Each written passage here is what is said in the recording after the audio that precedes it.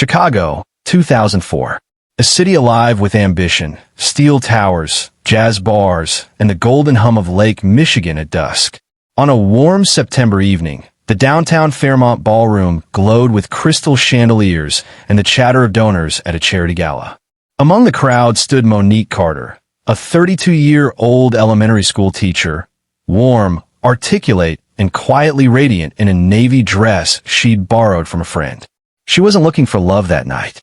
She was a single mother, devoted to her 10-year-old daughter, Alana, and cautious about men who made promises they couldn't keep. Then came Derek Lawson, tall, confident, mid-30s, a man whose handshake carried both charm and certainty. Owner of several car dealerships across the Midwest, he had that magnetic smile people noticed from across a room. When he met Monique, something shifted. He offered her a glass of wine, asked about her work, and listened, really listened, in a way few men ever had. By the end of the evening, she was laughing, relaxed, and caught in the orbit of his easy confidence. Their romance unfolded quickly. Derek sent flowers to her classroom, showed up with Alana's favorite ice cream, and fixed a broken window in her small apartment without being asked. He wasn't just courting Monique, he was winning over her daughter. Alana adored the attention. She'd grown up without her biological father, and Derek filled that void effortlessly, helping with homework and attending her first school play. Within a year, Derek proposed at Navy Pier under a canopy of fireworks. Friends called it a fairy tale romance. A teacher who'd found her prince, a businessman who'd found purpose in love. They married the following spring in a small church ceremony, surrounded by family and the scent of white lilies. Monique left her teaching job to focus on home and family. Derek provided everything she'd ever dreamed of: a comfortable house in the suburbs, financial stability, and the sense that her years of struggle were finally behind her.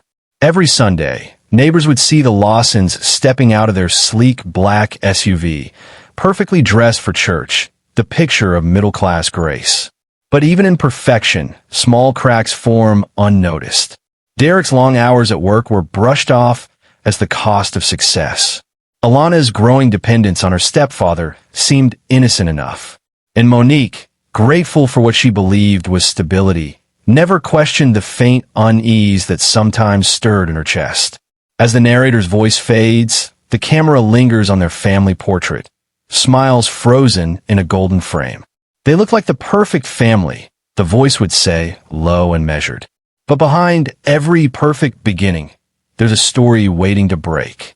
For the next decade, the Lawsons became everything a picture-perfect suburban family was supposed to be. Their two-story brick home sat neatly on a quiet cul-de-sac just outside Chicago, where manicured lawns and porch lights gave the illusion that nothing bad could ever happen there. Derek Lawson, now a local business figure, was thriving. His dealerships stretched across 3 states, and he was known for his generosity, sponsoring Little League teams, donating to schools, even handing out turkeys at Thanksgiving. People admired him. They called him a family man, the kind of husband every woman wanted and every father wished to be. At home, Monique kept everything running like clockwork. She had left her teaching job a few years earlier, telling friends she wanted to focus on what really matters. Her days revolved around keeping the house spotless, preparing dinners Derek liked, and ensuring their daughter had everything she needed. Her love for Derek was real, but it came with quiet sacrifices, the kind that women make and rarely talk about. And Alana, the once shy little girl, was blossoming into a bright, confident teenager. She excelled in school, made the honor roll, and spent weekends with her mother at the farmer's market or cheering beside Derek at her school events. To outsiders, they were the embodiment of happiness. Family photos lined the staircase. Alana at her sweet 16, Derek and Monique at their 10th anniversary, vacations in Florida, birthdays with laughter frozen midair. There were no signs of chaos. Not yet. But perfect pictures can lie. Behind closed doors, small fractures began to appear, subtle at first, easy to ignore. Derek spent more time at work, returning home long after dinner was cold. When Monique called, he answered with that polished tone he used in meetings. Calm, distant, rehearsed. He said it was business, that expansion required sacrifice. She believed him. Alana, now in her final year of high school, noticed her mother's loneliness but didn't know how to fix it. Derek, meanwhile, seemed to fill that emotional gap effortlessly. He praised her accomplishments, offered advice about college, and called her my little star. To him, it might have seemed harmless. To Alana, it meant everything. Monique sometimes watched them from the kitchen doorway, Derek helping Alana with her laptop, both laughing softly. She smiled too, convincing herself it was love, family, unity. But something in her chest would tighten, a flicker of unease she quickly buried under gratitude. From the outside, the narrator's voice might say, the Lawsons had everything: money, status, stability. But inside that beautiful home, the walls were beginning to whisper. The camera would pull back slowly, the house glowing warmly in the evening light, a family laughing over dinner, unaware that what looked like perfection was already quietly coming apart. By 2014, the shine of the Lawson family's perfect life had started to fade. The laughter that once filled their home had grown quiet, replaced by the dull rhythm of routine. Derek, now in his mid-40s, was busier than ever, always on a call, always closing a deal, always somewhere else. At first, Monique didn't complain. She told herself this was success, that long hours were the price of comfort. But the empty dinners began to feel heavier. The untouched wine glasses, the cold food, the sound of her own fork scraping the plate. They became her companions. When Derek finally came home, his briefcase hit the table before he did, his eyes glued to his phone. He gave her everything money could buy, the narrator's voice might say, except himself. Monique began noticing small changes, cologne she didn't recognize, late-night texts that drew faint smiles across his face, a growing distance she couldn't bridge. But what unsettled her most wasn't Derek's absence. It was the strange, quiet connection forming between him and Alana. Now 18 and in her first year of college, Alana had blossomed into a confident young woman.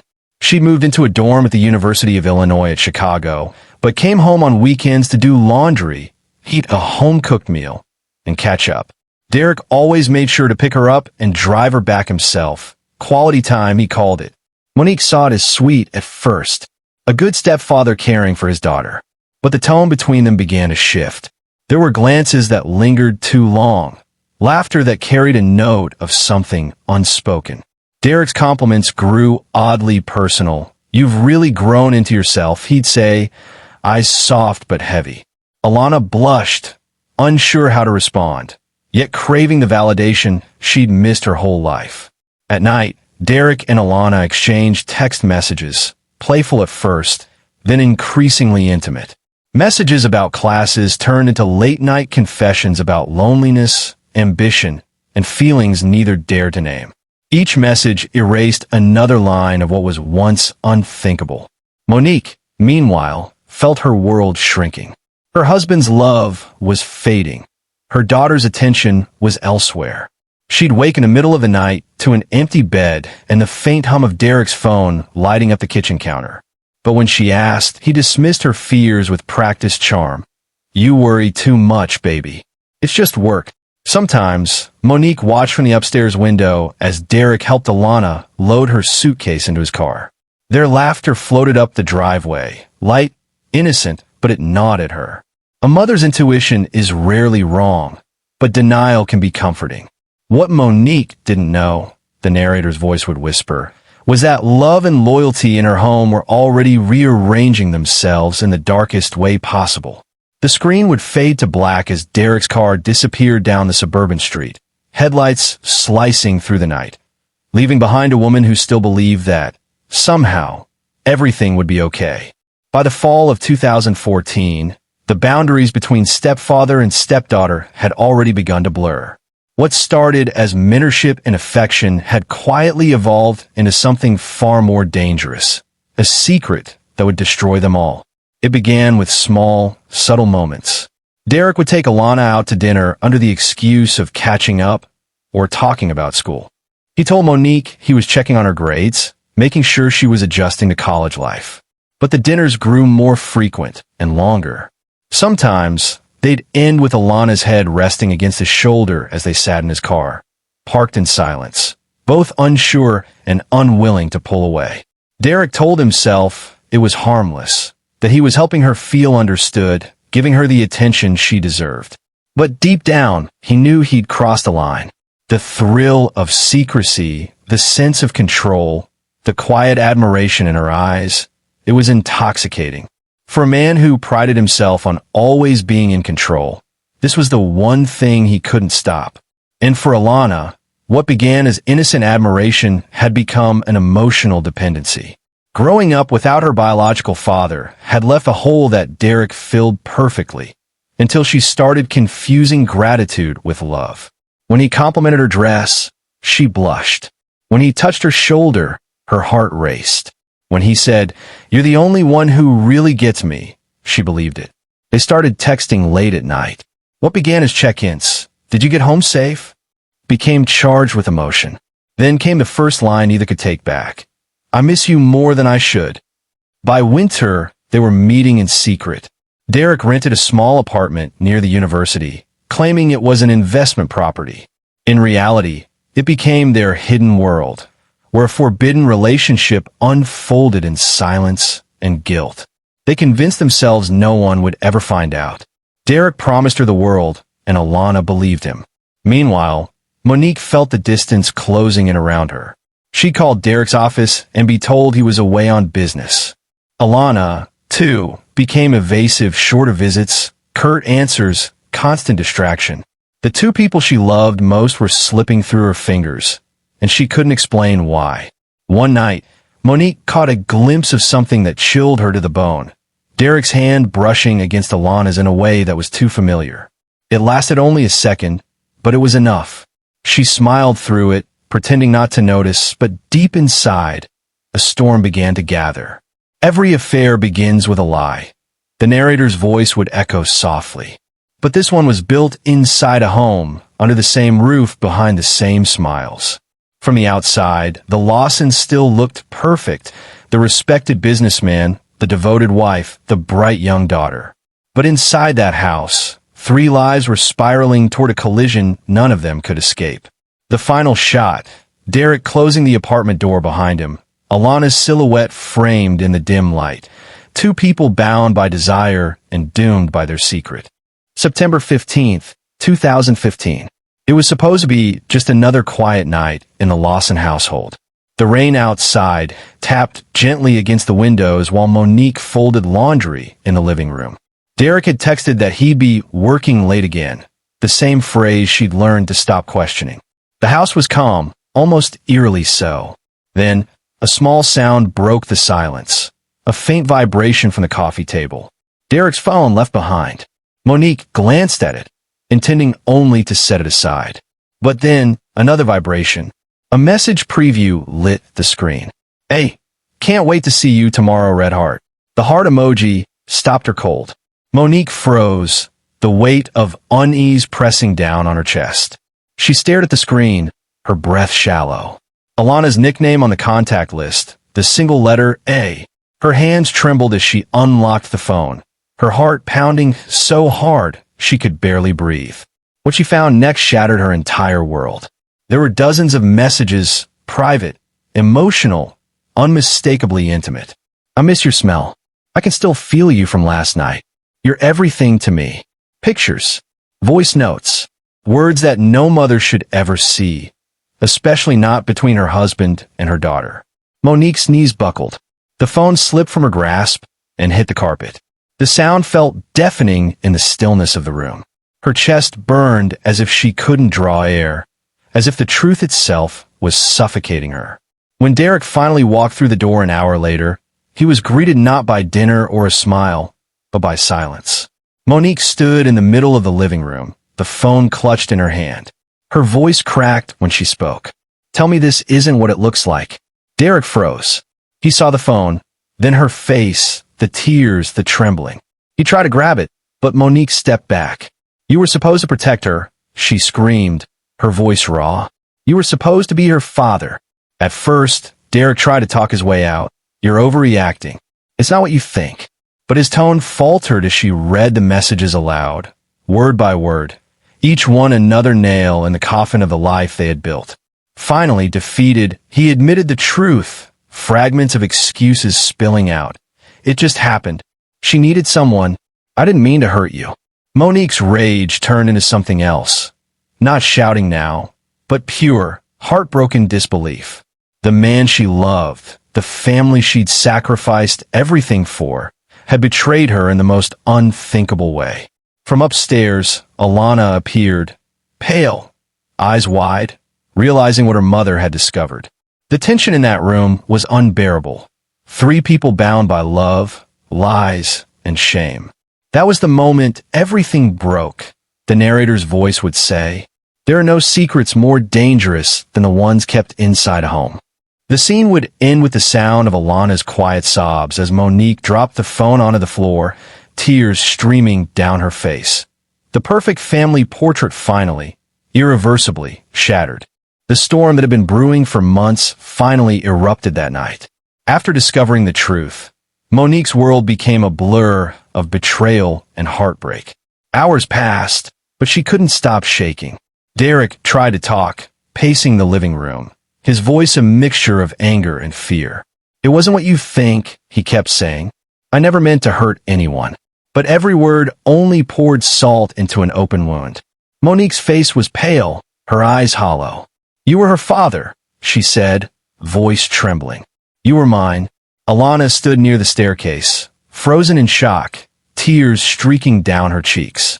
"Mom, please," she whispered, but her words dissolved into the tension hanging in the air. The argument escalated, voices overlapping, accusations flying. Derek tried to reach for Monique, but she pushed him away. Years of frustration, loneliness, and disbelief burst out of her all at once. She hurled the phone at him.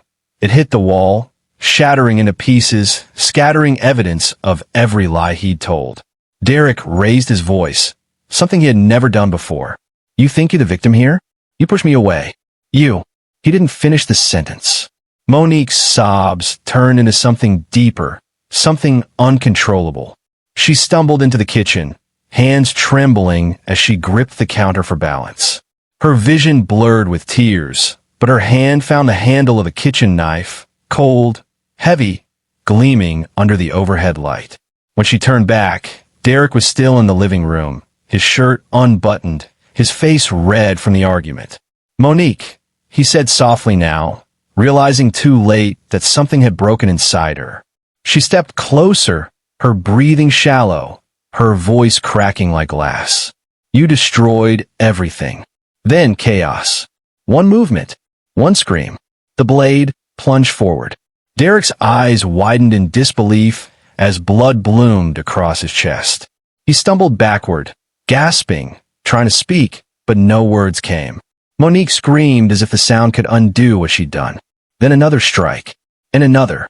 Rage, grief, betrayal, all spilling out in every desperate motion. When it was over, the only sound was rain hitting the windows. Derek collapsed, lifeless, the carpet beneath him turning crimson. Monique dropped the knife. Her hands shook violently, blood smearing across her skin. She fell to her knees beside his body, sobbing, whispering his name as if he could still answer. From the stairs, Alana let out a cry that shattered the silence. She ran down, her trembling hands reaching for the phone. 911, she whispered, voice quivering. "Please, my stepdaddy's been stabbed." "My mom, she did it." When officers arrived, the narrator's voice would say solemnly, "They found a successful businessman lying in a pool of blood and his wife covered in it." The flashing blue and red lights illuminated the perfect home one last time. Family photos, white walls, and a trail of tragedy. Monique was arrested without resistance. As police led her away, she turned once more toward her daughter, eyes full of guilt, horror, and something else, relief. Because the lie was finally over. When the police arrived at the Lawson home that night, the scene was pure chaos. Derek's body lay motionless on the living room floor, blood pooling beneath him, the scent of copper hanging heavy in the air. Monique was still there, covered in blood, shaking, silent. She didn't resist when officers took her hands and cuffed them. The only words she whispered were, "He betrayed me. He betrayed us both." Within hours, the story spread like wildfire through Chicago's suburbs. A respected businessman killed by his wife. A mother accused of murdering her husband after discovering his affair. Not with another woman, but with her own daughter. It was a headline made for the evening news, and the press devoured every detail. Monique was booked for first-degree murder, held without bail. Alana was placed under protective supervision and later called in for questioning. Her recorded interview, shaky, tear-filled, barely coherent, revealed everything investigators needed to know. She admitted to the affair.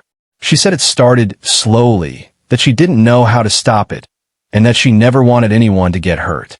Her confession filled in the final pieces of a nightmare no one wanted to believe. Detectives found the proof to back it all up. Hundreds of explicit text messages, deleted photos recovered from Derek's phone, and entries from Alana's diary describing the relationship in agonizing detail. Together, they painted a picture of manipulation, secrecy, and betrayal. By the time Monique's trial began in November 2016, the courtroom was standing room only. Journalists crowded the aisles. Every seat was taken by curious locals or crime reporters scribbling notes. The prosecution painted a clear narrative, a calculated, deliberate act of rage. Assistant District Attorney Marjorie Gates told the jury, "This was not an accident. This was revenge, cold, brutal revenge born from humiliation." But Monique's defense team argued a different story, one of emotional collapse. Attorney Kevin Drayton described her as a woman driven past the limits of reason. He called it temporary insanity, the breakdown of a betrayed wife and mother who discovered the unthinkable. Monique sat quietly throughout most of the trial, her once graceful posture replaced by the slump of a woman hollowed out by grief. Her face, pale and expressionless, barely changed even as prosecutors displayed the photos of the crime scene. But when Alana was called to testify, something inside her broke. As her daughter walked to the stand, trembling and red-eyed, Monique's tears finally fell. She whispered, "I'm sorry," though her voice was barely audible. Alana couldn't meet her gaze. Her voice cracked as she said, "I loved him, but I never wanted this." The courtroom was silent, except for her sobs. The defense's psychiatric expert testified that Monique had suffered an acute dissociative episode at the time of the stabbing, a psychological break triggered by extreme emotional shock. But the prosecution countered with precision. She grabbed the knife, she followed him into the living room, and she stabbed him multiple times. That's not a break. That's intent. After 5 days of testimony, closing arguments filled the air with unbearable tension. The jury deliberated for only 6 hours. When they returned, the verdict was clear, guilty of first-degree murder. The judge's words echoed through the courtroom. "For the brutal and deliberate taking of a life, you are hereby sentenced to life imprisonment without the possibility of parole." Monique didn't flinch. She simply bowed her head and whispered, "I love them both." Justice was served, the narrator's voice would conclude, but justice doesn't heal. It only names the tragedy. The camera would linger on Monique being led away in cuffs, the sound of reporters shouting her name fading into silence, while Alana sat in the witness box, frozen, realizing that her family, her innocence, and her future were all gone. When a verdict was read, the courtroom fell silent. The words "life imprisonment without parole" seemed to hang in the air long after the gavel struck. For Monique Lawson, it wasn't just the end of a trial. It was the end of her life as she knew it. As deputies led her away, her hands shackled, she turned once, just once, toward her daughter. Alana sat in the second row, her face pale, her eyes swollen from days of crying. Their eyes met for a heartbeat, and in that moment, 2 lives collided in silent agony. Mother and daughter, both victims of the same man, both destroyed by the same secret. Outside the courthouse, reporters swarmed, cameras flashing in a storm of noise and questions. "Do you feel justice was served?" Does your daughter forgive you? Why did you do it? Monique didn't answer. She was escorted into the waiting van, her orange jumpsuit stark under the gray Chicago sky. In the months that followed, the story of the Lawsons spread across national headlines. Morning shows debated it. Talk radio hosts called it the most shocking family tragedy in years. On social media, people argued about whether Monique was a murderer or a victim of emotional collapse. Some said Derek got what he deserved. Others said she had destroyed her daughter's life. But away from the noise, the people who truly mattered were left trying to piece together what was left of their lives. Alana withdrew from the University of Illinois and moved out of state. Her name quietly changed in public records. She stopped answering calls, even from close friends. In therapy sessions, she spoke little, sometimes only sitting in silence for an hour. Her guilt ran deep. "I ruined everything," she once told her counselor. "I ruined her. I ruined me." The nightmares were constant. The image of her stepfather's body on the floor. The blood on her mother's hands. The sound of her own voice calling 911. The counselor described her as a young woman living in a permanent state of trauma, unable to forgive either parent or herself. Every few months, Monique wrote her a letter from prison. Simple, handwritten notes on lined paper. "I think about you every day. I hope you're safe. I don't expect forgiveness, but I still love you." None of the letters were returned. Inside the Illinois Correctional Facility for Women, Monique lived quietly. She attended chapel, worked in the laundry, and avoided attention. The guards said she rarely spoke. The other inmates called her teacher because she spent her free hours helping them read and write letters to their own children. A prison chaplain later described her as a woman broken by love, the kind of love that turns inward until it burns everything around it. Years passed. The Lawson house was sold, repainted, and eventually bought by another family who knew little of its history. The neighbors who once admired the Lawsons had moved on too, though some still lowered their voices when walking past that corner lot on Springhaven Drive. The story faded from headlines, but never disappeared completely. True crime forums revisited it every anniversary. Documentaries replayed the footage of Monique's arrest, her face blank, but eyes full of ruin. The tragedy of the Lawson case, one criminologist noted, wasn't rooted in greed or vengeance. It was rooted in silence, the kind of silence that festers inside families until it explodes. And he was right. Monique's life became a cautionary tale, a story told in psychology classes about betrayal and the fragility of moral boundaries. A reminder that beneath every polished surface, darkness can quietly grow. In one of her final interviews with a prison counselor, Monique said, softly, "If I could go back to that night, I wouldn't have picked up the knife. I would have walked away. But I wasn't just angry. I was heartbroken. And heartbreak can make monsters out of good people." The final scene would fade slowly to the sound of a soft piano score. The narrator's voice calm, reflective, almost mournful. In a quiet Chicago suburb, a mother's love, a daughter's longing, and a husband's betrayal collided in a single moment of irreversible violence. What began as a family built on hope ended as a story of destruction, not by strangers, but by those who once said, "I love you." The camera would pull back from the empty house, the porch light flickering, wind brushing through the trees, as the narrator delivers the last line. In the end, there were no winners. Only 3 lives bound together by love and undone by it. Fade to black. The screen lingers on a single image, the family portrait, now cracked, faded, and forgotten.